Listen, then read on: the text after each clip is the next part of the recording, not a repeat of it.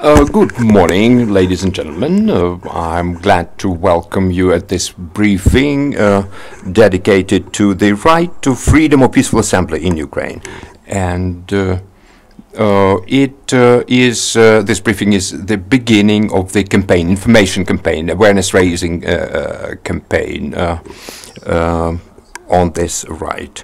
The participants of our briefing are Ms. Pamela Tremont, Deputy Chief of Mission of the U.S. Embassy in Kyiv, Mr.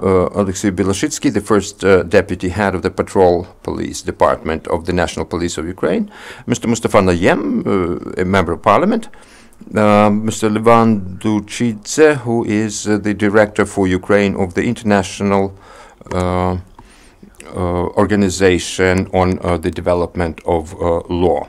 At the end of the briefing, as usual, you'll have an opportunity to ask questions. I'm so glad to join you today to discuss this incredibly important right of assembly.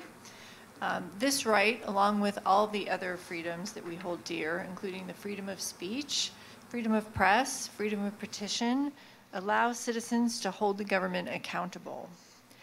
Democratic societies only thrive when citizens speak freely, criticize actions and inactions of their governments, use media to inform and mobilize like-minded people to facilitate public discussion. But of course, these freedoms come with responsibilities and limits. I think we can all agree it is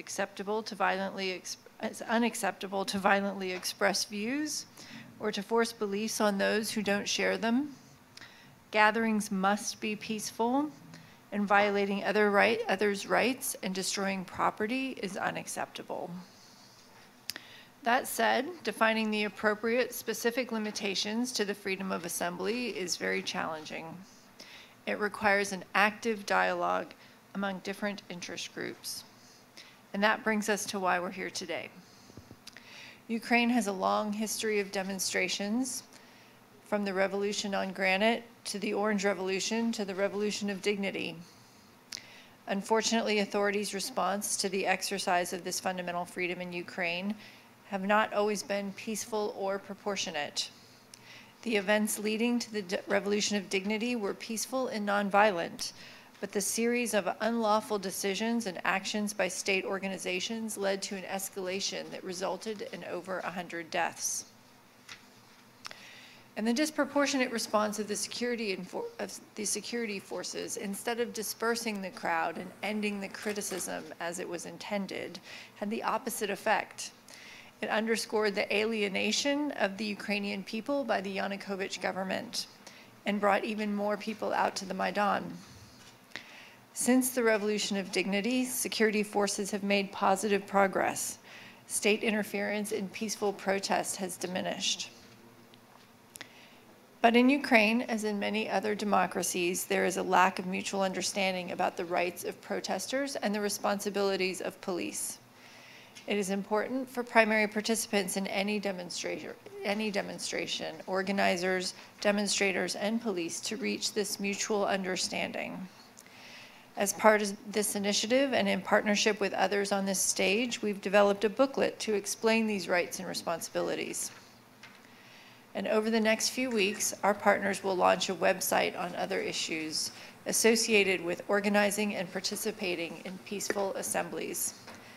The site, www.pravonaprotest.org.ua, which you can find on the back of the pamphlet handed out today, will also include a PDF version of this booklet, so Ukrainians from different regions can access this information. We hope to see Ukrainian people use this platform to share their ideas about how to better protect the freedom of assembly, including amendments to existing legislation or new laws. And we're glad to see the enthusiasm of both civil society and Ukrainian authorities to participate in this initiative. I would like to thank the Ministry of Justice, the Free Legal Aid Organization, the National Police Department for their contributions to this pamphlet. The fact that state institutions and civil society have worked together on framing each recommendation in the booklet demonstrates their commitment to our joint goal of strengthening the democratic tradition of peaceful protest in Ukraine. And lastly, I'd like to note that we will continue our close cooperation with the National Police of Ukraine to ensure the rights of peaceful demonstrators are respected and the Ukrainian citizens can continue exercising their right to voice their opinion in public without fear of censorship or punishment. Thank you.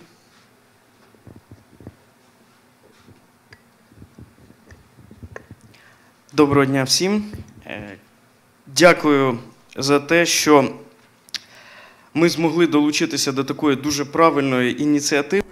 Thank you for this opportunity to take part in this very useful, in my view, initiative. It's been topical and useful through all the history of independent Ukraine. And why? Because we have not yet have clearly determined legal set of definitions of the rights and responsibilities related to peaceful assemblies. This fundamental right of the citizens that is provided for by the Constitution of Ukraine should be better determined in the other statutory documents, in different acts. And for example, the existing law, the law that is in effect on the National Police of Ukraine, it contains certain definitions, but it defines rather more broadly the right to peaceful assemblies without specifying the rights and responsibilities of the participants of these manifestations and the law enforcement representatives.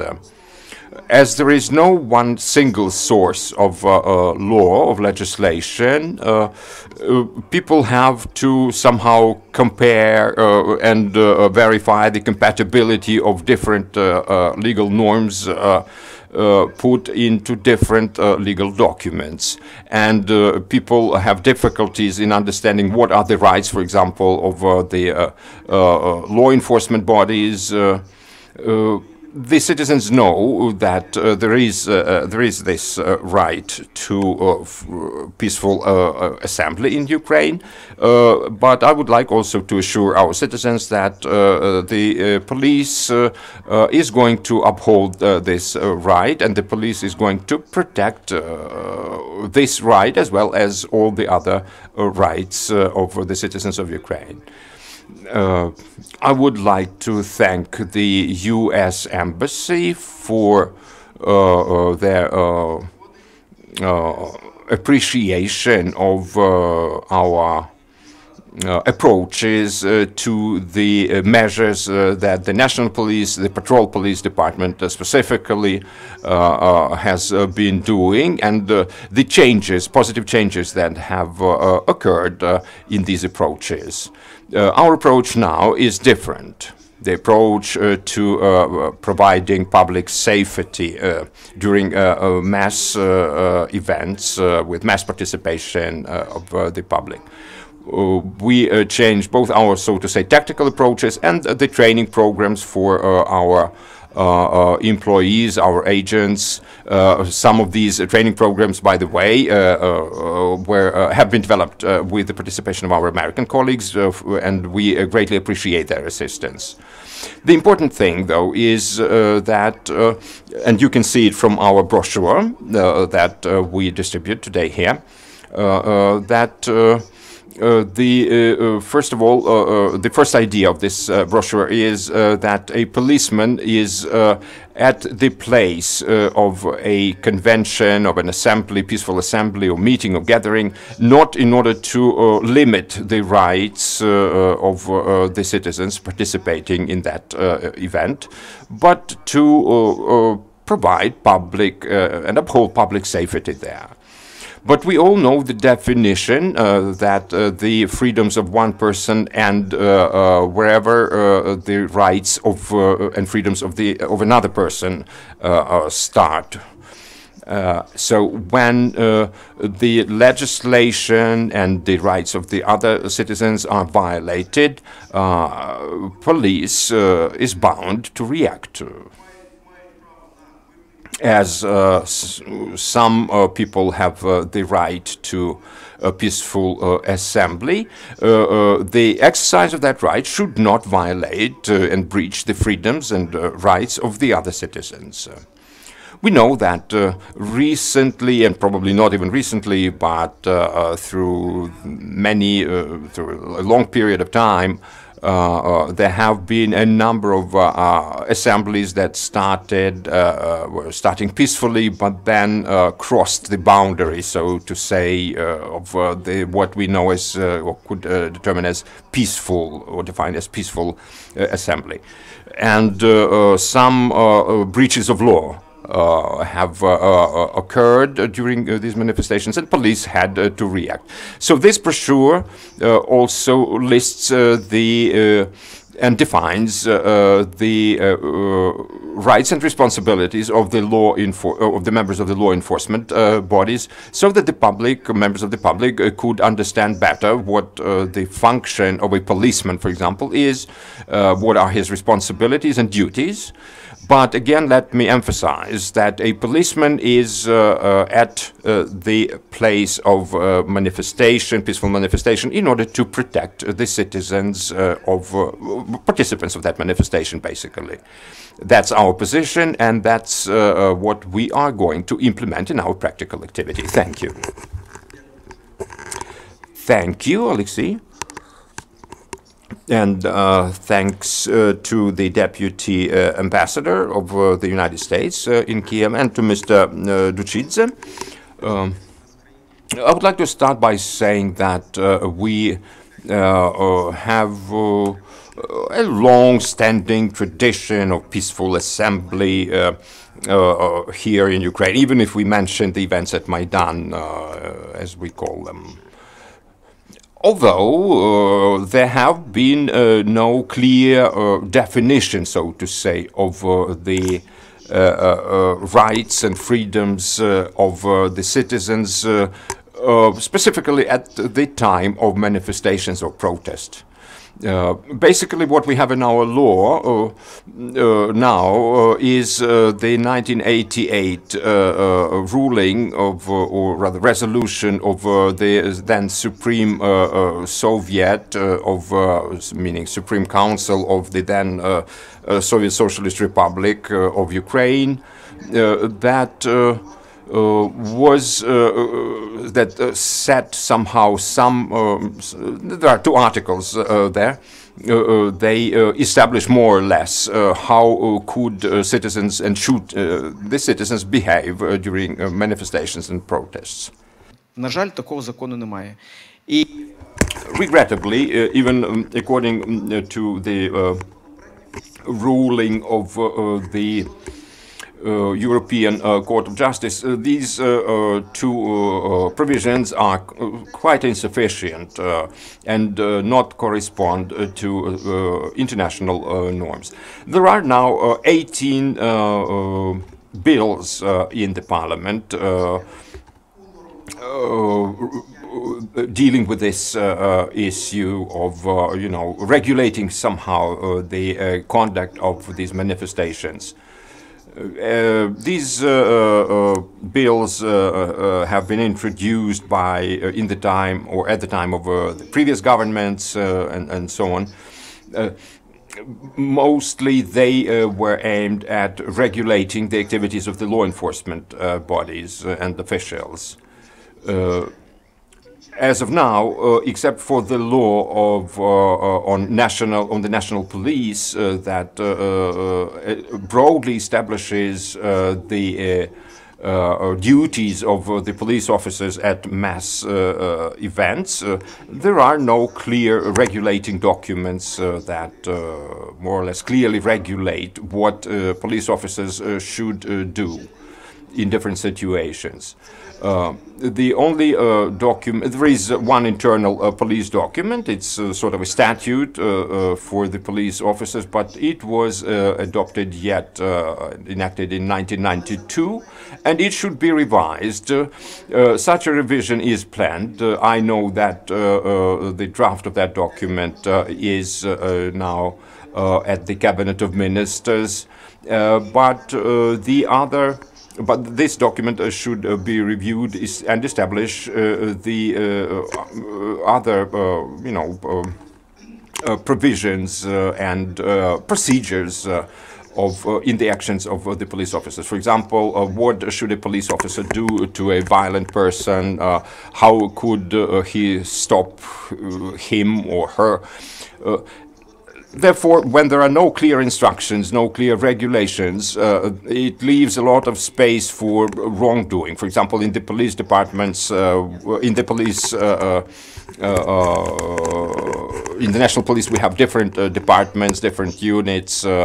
Some of them are trained, like patrol police, but the others, like, for example, there is a police unit of, so to say, special police unit. It's the whole police regiment, and if they are for special purposes and for also tackling the mass protests, that's one of their duties, and they do not have any clear regulations as to how to do that.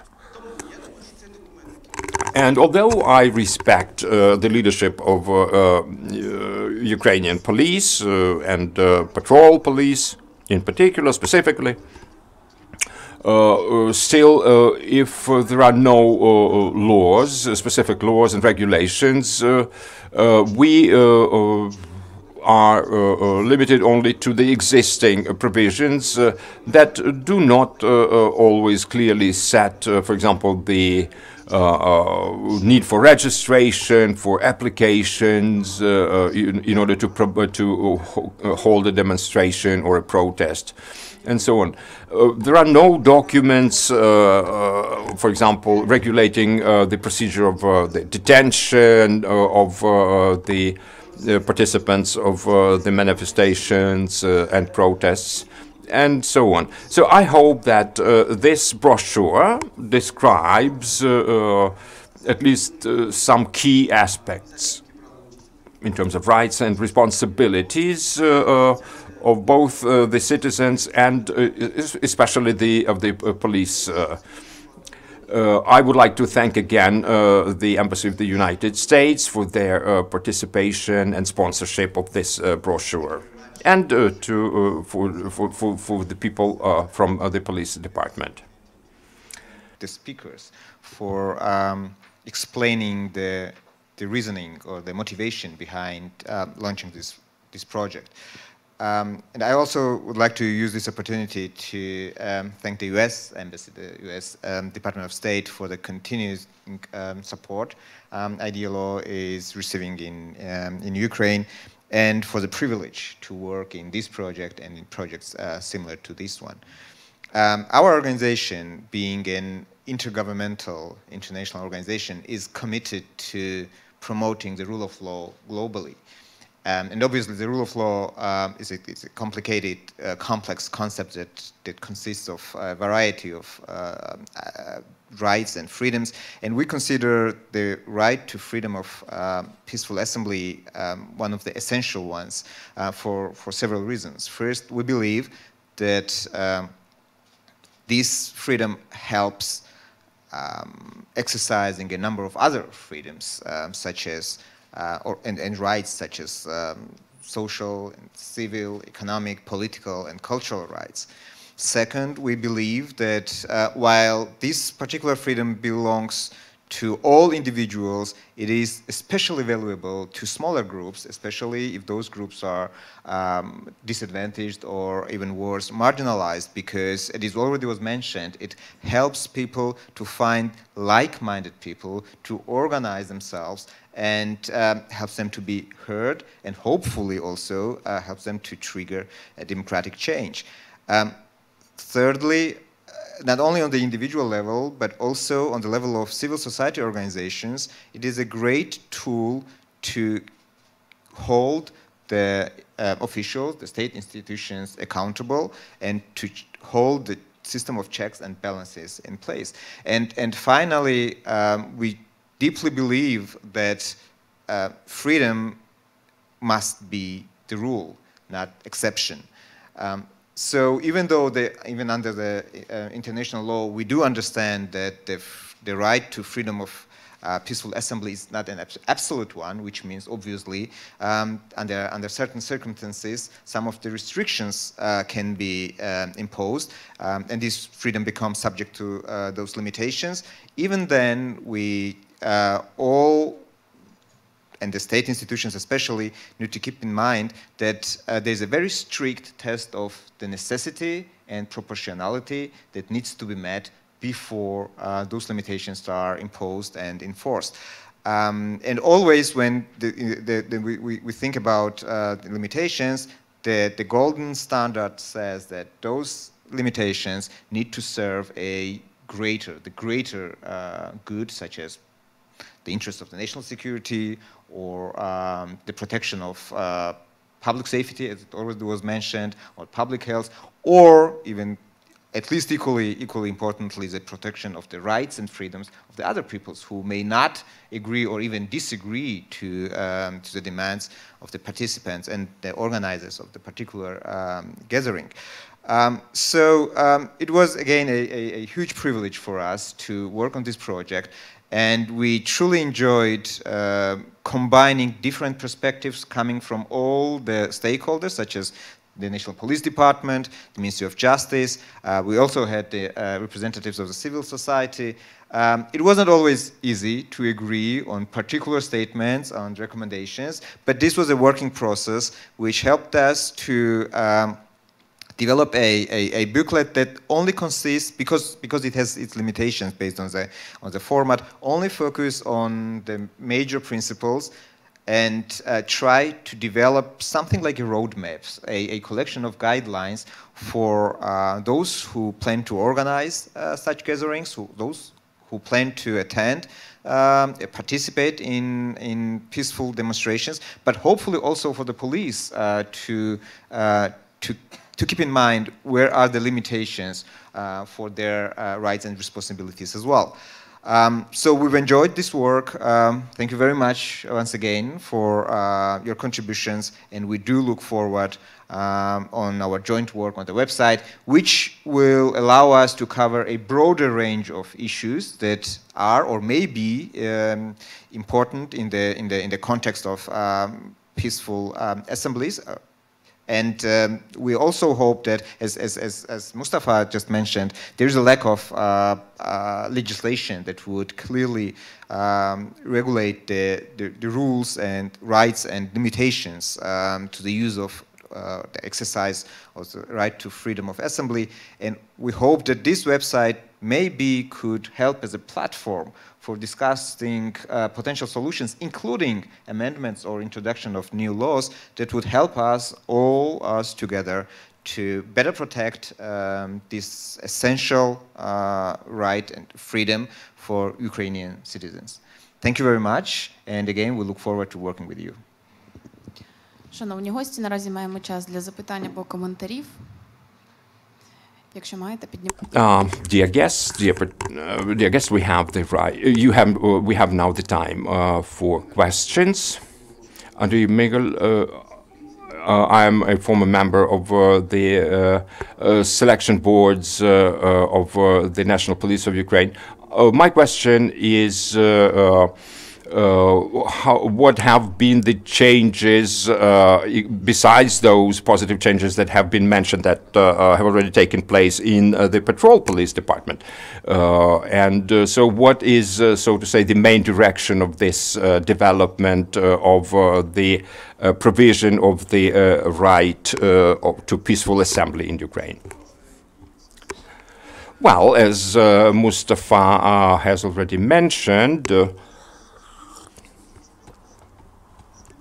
the situation has started changing for the better, but I would like to mention it again that not only the approaches have changed, but also the training of the police officers have been remade, so to say, and patrol police in its practical work demonstrates these new approaches.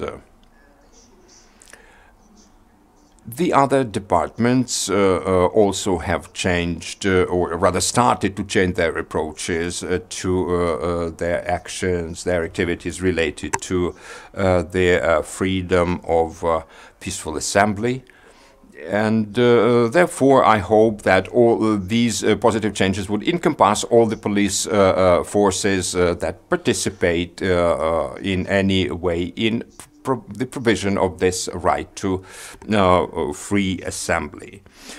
I would also like to emphasize the role of the leading police officers, the top-level police officers who manage, so to say, the police activities during these assemblies. Therefore, the emphasis now is placed also on the best possible training of the top-level,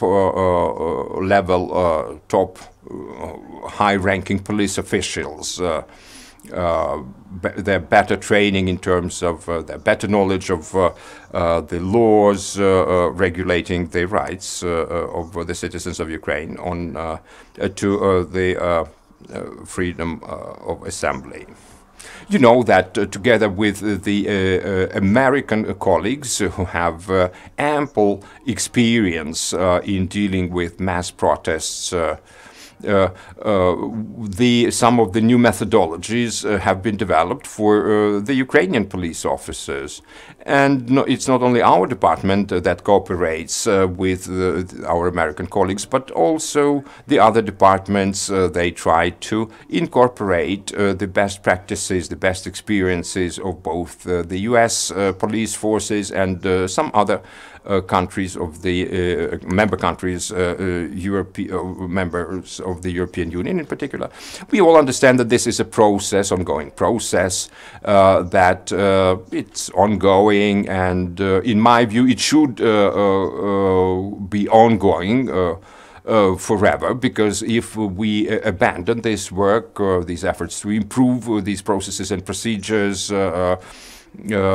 we would just start degrading and imperil the whole situation with the protection of the right to freedom, to free assembly. Any more questions? The Voice of America correspondent. I somehow didn't hear. Is this brochure related? Is its publication somehow related to the presidential campaign in Ukraine, or is it just a coincidence? Well, in truth, there is. It's a pure coincidence. There is no relation in timing. This brochure, the idea to prepare something like that, some sort of a publication of that sort, appeared yet two years ago initially. And so we hope that this brochure and the provisions that are outlined in it, they would be adhered to and complied with by the police officers and by the members of the public participating in the protests or other mass actions.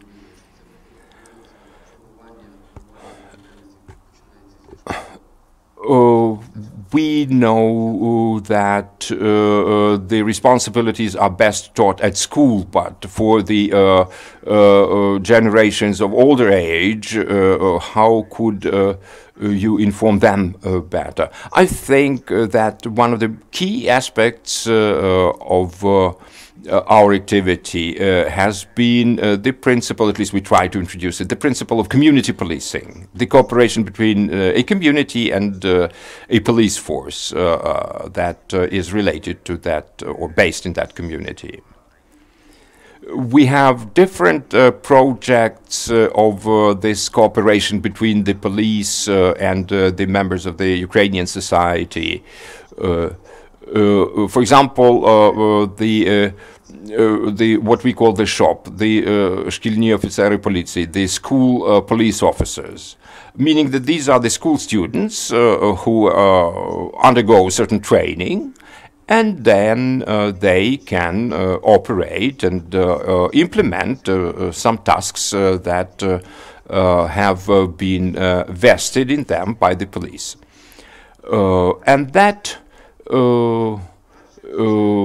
contributes to the efforts of our police officers wherever there are any gatherings of the citizens where people discuss politics, things like that. There are our representatives there, and they try. Our police officers try to be.